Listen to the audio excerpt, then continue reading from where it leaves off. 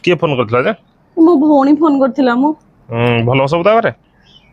भलो कोन आमे से घरी बाहागर करे कि हमर बहुत बड़ भूल हेला काई जानि छो मो भौणी एबे 6 मास प्रेग्नेंट अछि हां ताको हे घरे एते अत्याचार करूते ए भड़िया कथा कहउते मुंडो खराब हे जीवो माने से रुसे बस सब घरर दायित्व नउजी सब घरर काम करूजी हेले भी ताको बहुत तना सुनिया पई पडुजी बहुत कष्ट दउजी मु भी जानि पानी लोक एक्चुअली केबे माने बुझियो बहुत जगह रे बढिया होउजी बहुत जगह रे एबे देखो गुटे झियोडे जतले प्रेग्नेंट थाए पिला पिली जन्म हर थाए से ता भितरे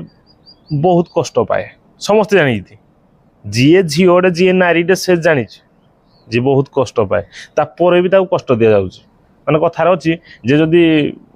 गर्भवती महिला को साप देखि दे ना साप 9 मास जाए अंध होई कि बोले